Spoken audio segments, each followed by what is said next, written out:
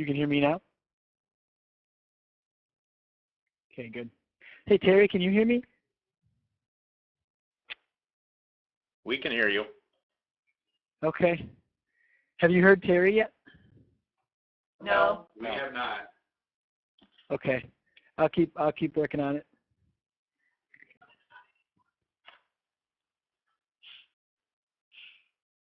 That cold front coming.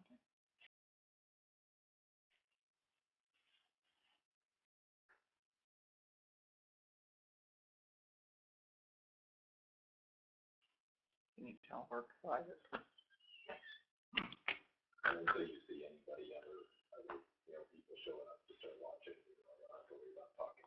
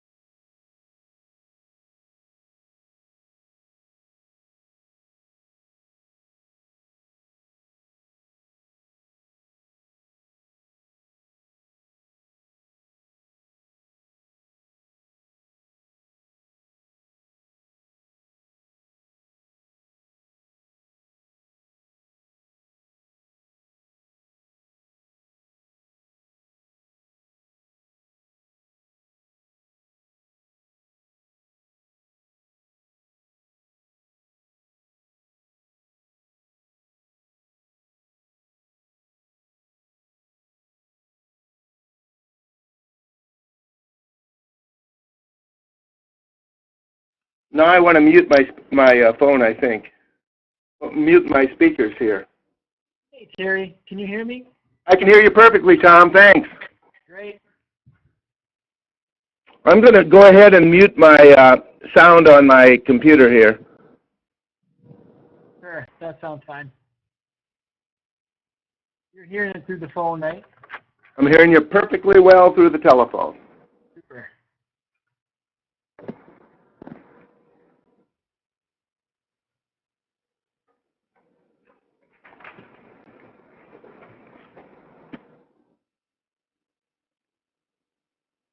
And who's on from St. Luke's? Is anybody in the room from St. Luke's right now? Yes. Yes. And actually, who is going to do the presentation today?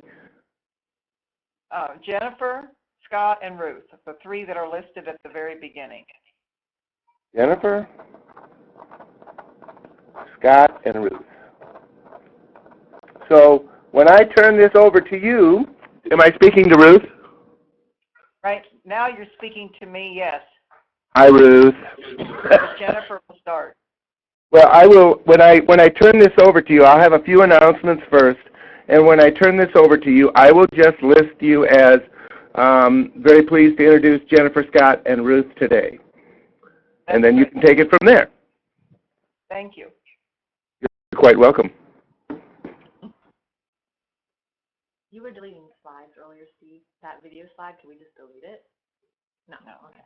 You double click on the slide, you delete, or whatever after that, or jump to that. You can just jump over it.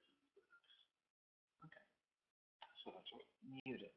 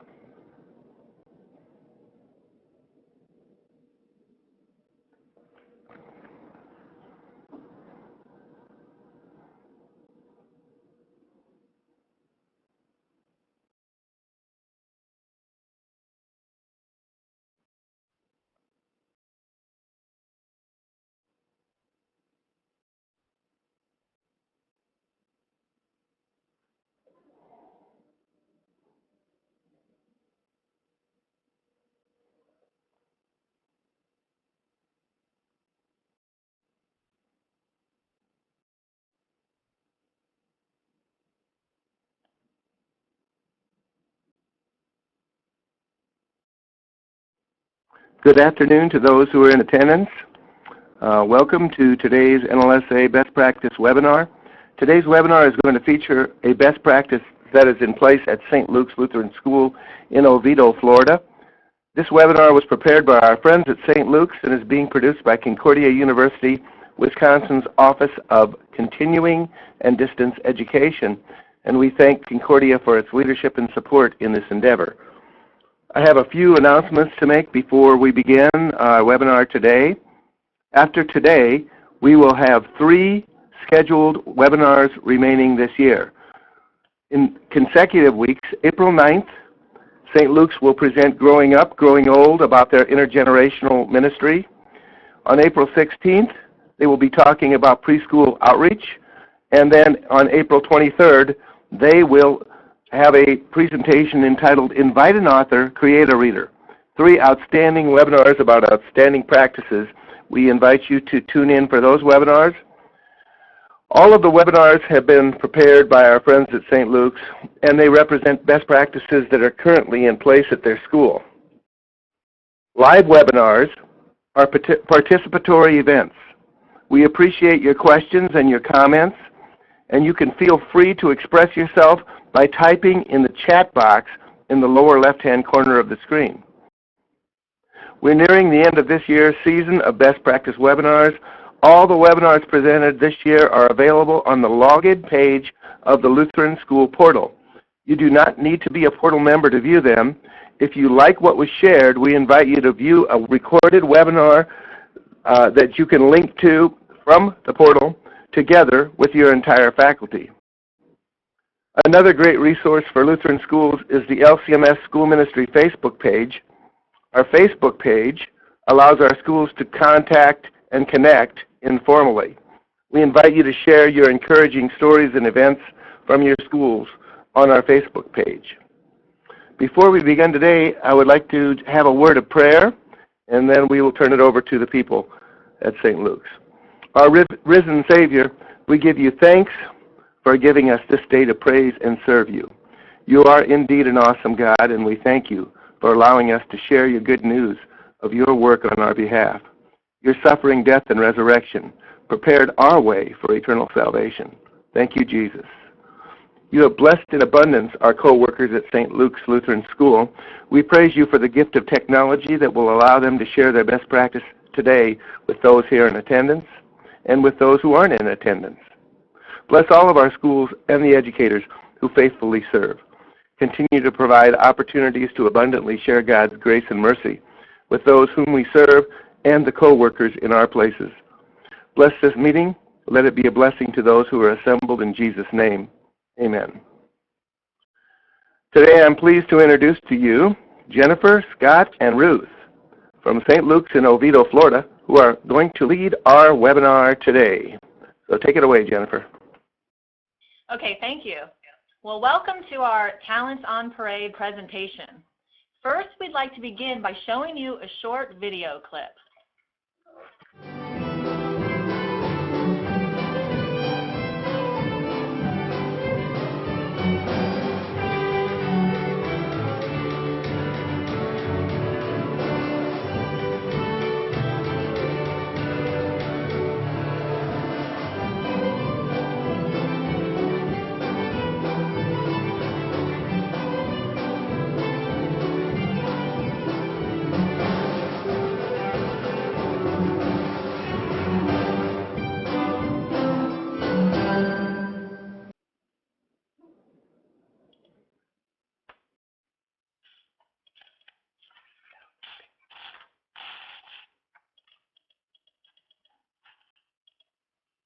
Okay, thank you. I hope you enjoyed that video clip. Well, good afternoon. My name is Jennifer Follett. I'm the middle one in the picture that's in front of you. I currently teach 4th grade at St. Luke's Lutheran Church and School in Oviedo, Florida, and you are in for a real treat. I'm excited to introduce 2 people that brought the vision of St. Luke's Talents on Parade into existence, Mr. Scott Baumer and Miss Ruth Wiedemann. Scott teaches a variety of music groups, including strings, harps, keys, bands, and drums. Ruth presently teaches 4th grade and handbells, She also serves as the church organist. So why do we do this? Well, we do this to share God-given talents with one another. Not all students may shine academically, but they may shine in other areas, such as art, music, poetry, or even dance. We do this to develop an appreciation and a celebration of our differences. We do this to get all students involved and excited. We do this so that every child experiences fine arts activities. Hello, this is Lady Ruth, and I'm here today to tell you about some advice from past talent events. Our first talent show was years ago, I think way back 20-some years ago. We called it Sidewalks of New York. It was Friday evening from 5 to 9 p.m. We had Times Square in the gym with all the curriculum, cooking, collections, and stage performances. We had Carnegie Hall for live instrumental piano and singing performances. Each student had to submit 1 to 3 items. Each was judged and ribbons were awarded. The art display was called Metropolitan Museum of Art. Cute, eh? Well, let me tell you some problems. First one we had was with judging. Each category had to have 3 judges. You tried to find qualified judges in science and art and everything else. Plus, they had to have somebody who knew how to cook and how to do different things. And it was something. We had like 75 judges to find. Then to get the ribbons out. Some students' art looked like scribbles, while others looked like Michelangelo's. With 400 students, this first showcase of talents was a nightmare. Oh, also we must have had in the science department like 39 volcanoes out of 50 projects. Beware, you do not want all talents to be showcased. We actually had one student who wanted to show his skills in cracking a whip. I think we still have whip marks on our stage. We had some students who wanted to wear too skimpy outfits or sing songs with questionable lyrics. Pet snakes, lizards, and mice always draw a lot of attention, but sometimes not the best attention, especially if they get loose or have to be fed. Even little baby alligators can be quite vicious. We tried to scrunch all the events into a 5 to 9 p.m. time frame when parents would be available. It was just too chaotic. By eliminating the judging, these now start with chapel and go all day. It's amazing that parents can now make time to come to all parts of the day.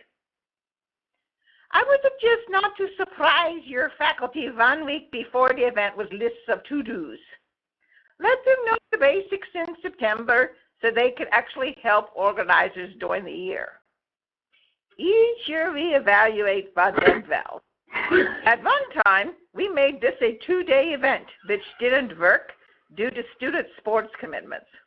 We have tried to put too much into the event by including all the end-of-year events into 1 day, such as spring concerts. My suggestion would be to start out simple and then add the events into the whole day. This is Lady Ruth with advice from the past. Our school day begins with chapel. We began Talents on Parade with all of the kindergarten through 8th grade students gathered in the sanctuary for chapel. This is a regular chapel service in which students use their talents to help do the following: usher, acolyte, sing, and play instruments. We follow our usual chapel order, which is led by the pastor. A suggested lesson for the day is the parable of talents, found in Matthew 25:15 through 27, which talks about the talents we have been given and to use them. You could also use this chapel as a thanksgiving of the talents God has given. Parents and guests are invited to come. This has also been a good day to invite prospective parents. This service is usually 30 minutes long. Instead of an adult leading the message, you could involve a school group like the National Junior Honor Society or the Student Council to give the message. At the end of chapel, you could also honor some unsung staff who serve faithfully during the year. Our principal highlights about 8 children who have been caught living the faith. We give out T-shirts to these students. This is called the Doer Awards and has caught on so that we do it in almost all chapels. The Talents on Parade Committee tried to think of fine arts activities that a student might not experience on their own. We thought of activities that would be of interest to students in kindergarten through 4th grade, and then from 5th grade to 8th grade. The activities were divided into 2 groups. One group of activities was a hands-on experience, and the other one was an observation.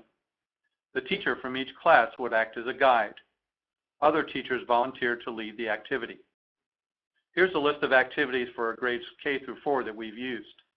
Some of the hands-on activities, including playing music with ORF instruments and percussion instruments, art with craft activities, making necklaces and pins, some movement with line dancing and parachutes with music, and then the observation activities have included attending the school art show, listening to a storyteller, or attending a theater presentation by our 5th grade.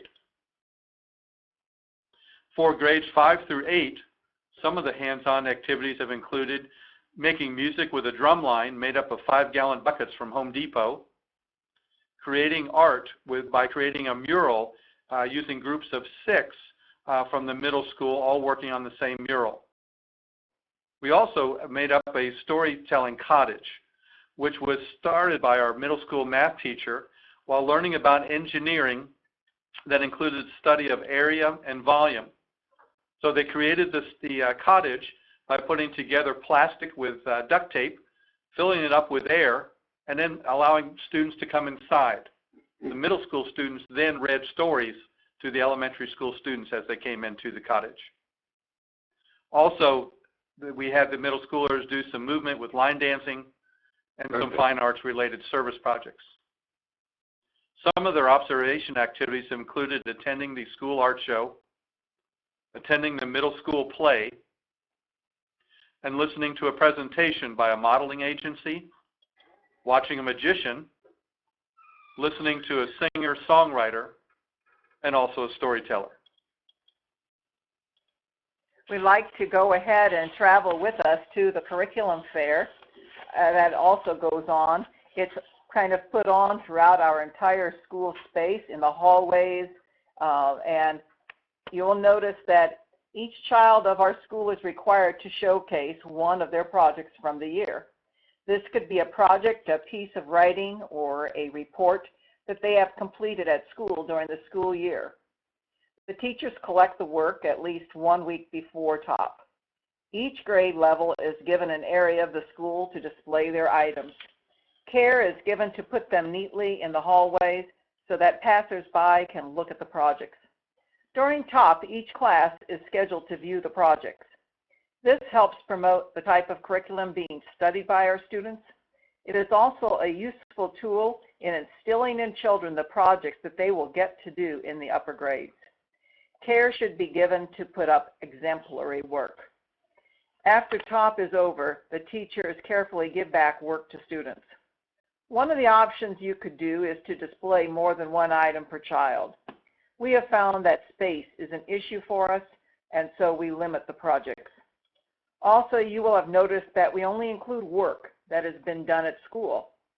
In the past, we have had some work submitted that weren't done at school, and then we were faced with folks questioning a student's ability.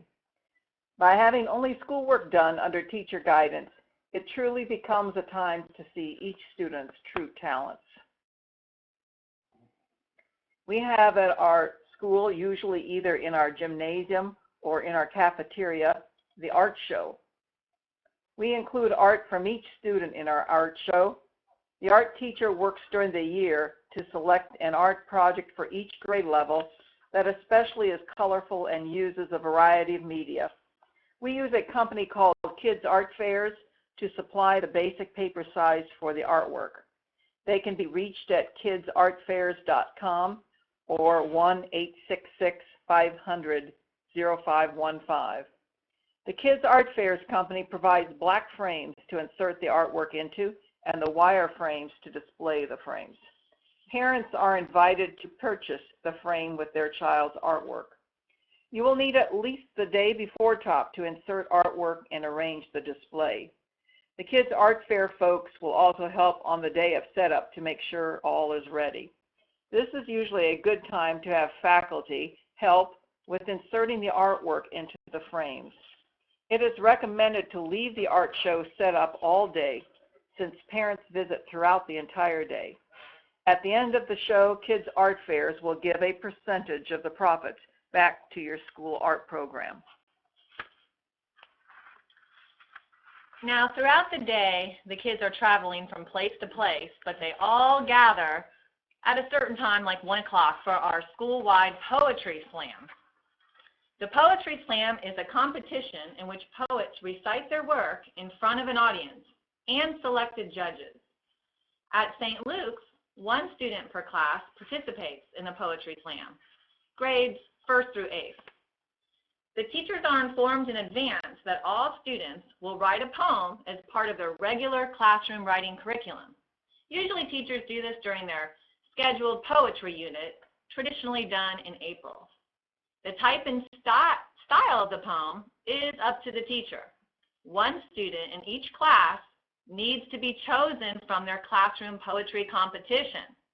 Now, teachers are given a rubric to use as a guide in order to pick the classroom winner. There's 2 rubrics, one for elementary and one for middle school.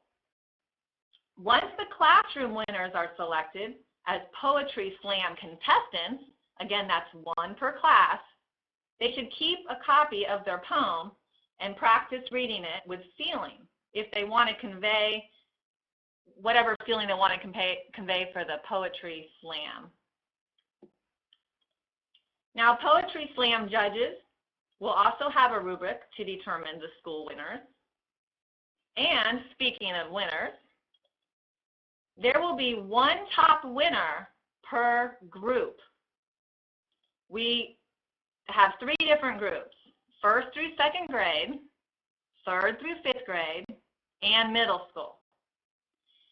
Now, as far as awards go, you can give the winner, for instance, a Barnes & Noble gift card.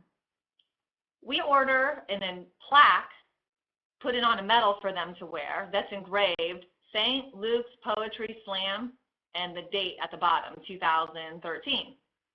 All Poetry Slam contestants will also get a certificate of excellence signed by the principal, and a group photo will be put into the school newsletter. All classroom winners will have their poems displayed on the wall at the front entrance of the school lobby. So I'm going to talk about how to organize this event a little bit. So here is what St. Luke's has developed. Now, in a staff meeting, announce the overview of the Poetry Slam to refresh minds and also to clue in the new teachers who may not have heard it before. Excuse me, let's get to the right slide. Hopefully you're enjoying our webinar presentation. Also, you want to send out the rubrics to the teachers in advance to make sure that they know what the kids know what they're going to be judged upon. Set a date and a deadline that classroom winner needs to be turned in. You want to have all the teachers send in their classroom winners in advance. Don't forget to send instructions to teachers on how to do everything by email. Now, about 1 month before the Poetry Slam, the classroom winners will have their poems displayed at the front lobby so that it could be previewed by the school. The contestants will read their poem at the Poetry Slam on whatever the set date is.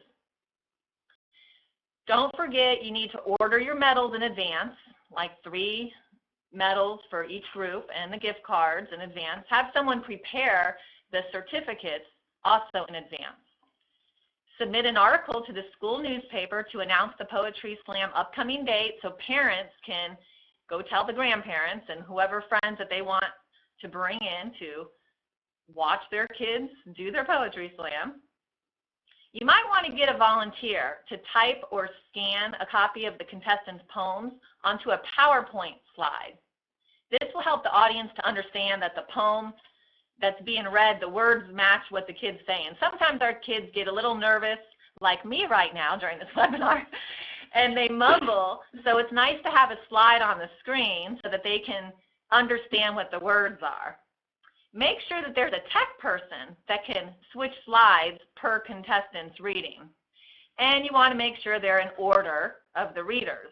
Use a large font because long poems can separate more than one slide. Don't forget to select your judges, 3 will do, and give them a rubric in advance. Now see, judges will be able to prejudge the contestants' poems that are submitted on paper. During the poetry slam, you need to think about your entertainment. Okay, our slides are switching on their own, so we are going to pause. There we go. Between the contestants reading their poems live in front of the judges, while the judges are hardworking and instead of having these long moments of silence while the judges are scoring up their scores for the people who are reading the poems, you can have time fillers. Here is a picture of Mr. Glanzer reading an upbeat or silly poem so that there isn't a void while the judges are scoring their student poems. So have a poem ready to be read after each contestant. A poem for 2 voices is fun to do. Make sure you remind your entertainers to choose poems in advance. It's better to choose more just in case more time is needed for the judges. All right, so on the day of the poetry slam, have an announcer open with prayer and explain that we snap instead of clap after the poem's read. And the announcer can also declare the winners at the end of the presentation. At the end of the presentation, the contestants will get a certificate and their medals. Then you can get them all together, take a picture to present it for your school newspaper. All this is done in about an hour of time for the poetry slam. Thank you, Jennifer. One of the things that we also get to highlight at our school is drama. And we have usually 2 presentations that are given. One is our middle school produces an actual play. One of the electives during the 2nd semester focuses on drama. The play is practiced during elective time, and then actual dress rehearsals with tech and lights happens during after school hours. Students help create costumes, deal with stage props, produce and promote the show. The actual play is selected by our middle school literature teacher. During TOP, the drama is slotted in the schedule so that the students and parents can view the production. After TOP is over, a cast party is enjoyed by the cast and production crew. We also sponsor a mini presentation that is like Reader's Theater. Since this presentation is for the kindergarten through 4th grade students, fractured fairy tales are used. They use a generic fairy tale backdrop each year. There are usually 6 to 8 students chosen to work on the presentation. Since the students are pulled out of class, they have to be academically advanced enough to miss some instructional time. They meet after school on the day before the performance for dress rehearsal. The students also write their own commercial that has a fairy tale theme. The presentation is about 25 minutes long from start to finish. This is directed by our enrichment teacher. Total production time is about 15 hours. We just want to pause for a moment to make sure you understand if you have any questions on our presentation that you can type them in, and we'll be happy to answer those questions. So feel free to go ahead and type in a question if you have. We will still talk about our World Showcase and our talent show, and then some budgeting before we end. The World Showcase is actually kind of the culminating event of our 6th grade students. This is a graded event as well as a highly participatory event. Each student selects a country. Research is done with their social studies teacher. Each student is asked to create a show board of their country, to provide a sample food native to their country, and a travel brochure. For 2 hours in the early evening, the students, dressed in their country's outfits, lure guests to taste their land's food and hear about 10 top reasons to visit their country. As you can see, this project is not only educational, but helps students to be creative and show global awareness. It's also kind of a neat time for the students to look at mission work that's being done around the world. Thank you. We love this idea too. In putting together our talent show, one of the driving forces that created the Talents on Parade was an attempt to consolidate all of the end of the year fine arts experiences into 2 days. In the past, we were trying to schedule an art show, a band concert, a choir concert, a middle school drama presentation, a poetry presentation, a 6th grade world showcase, a middle school dance, a 5K run, and a school auction, all in the space of 6 weeks.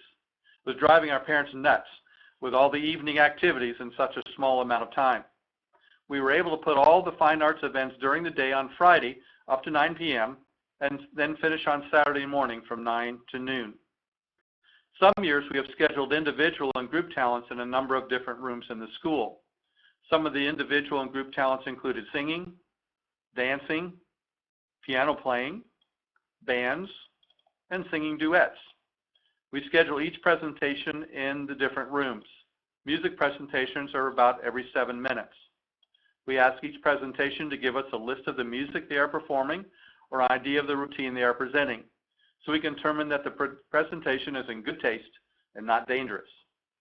We try to publish a schedule a week ahead, but expect last-minute changes to occur in putting the schedule together.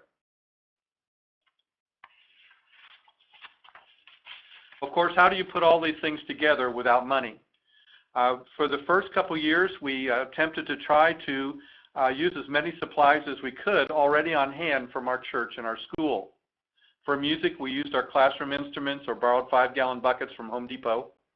Our pastor was the storyteller. Parents made the backdrops and costumes for the 5th grade drama and the middle school play. The PE teachers provided the dance instruction materials. The art department donated the materials for the crafts and art murals. Most of the money was spent on tablecloths and balloons to dress up the art and curriculum displays. These materials were purchased at the local dollar stores. As you look at the sample budget on the screen in front of you, you'll see that sometimes we also had professional presenters come, and it kind of gives you an idea of how much we might spend on each presenter. That was done in the last couple of years, but the first couple of years everything was done by our staff. The next thing that we have to contend with is then how do you schedule all of these items? We found out that this particular sample schedule that you see takes the longest to figure out. You've got to determine how your classes are going to move, how much movement time there is in between each activity, and to make sure that there's an opportunity for lunch, an opportunity for some downtime, as well as a few things that the teachers are going to do with their students that day. We start the day with chapel. At 9:30, our chapel is over and the day begins for fine arts. Each grade was set up to do 5 activities before lunch, which starts when lunch started at noon. For example, the kindergarten class saw a drama, toured the art show, had a snack, played in a drum line, and had recess, all before lunch. After lunch, there was an hour for the poetry slam, and then a tour of the curriculum displays in the school. The teachers then had about an hour of time with their class before the end of the day. Some of these materials we have on different documents that will detail a lot of the things that you've heard at this webinar this afternoon. They can be downloaded at the webinar address that's shown on the current slide, which is webinar.stlukes-oviedo.org.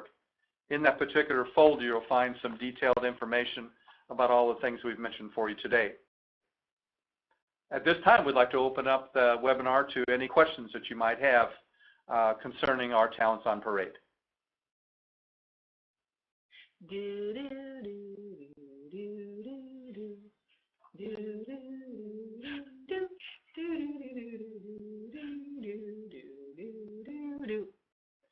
Thank you. It says, really great ideas are shared here. We appreciate that. One of the things that we have been trying to figure out how to do as a whole school is to also involve our preschool in all of this. And with an additional several hundred children on hand, we've just kind of found it difficult in our scheduling as well as our campus-wide to have that many students moving around at one time. So the preschool does their own special art show and so forth in the fall, and they break their different events up during the year rather than having everybody together. It just hasn't worked for us to go beyond K-8, but it may be something for your school to consider doing.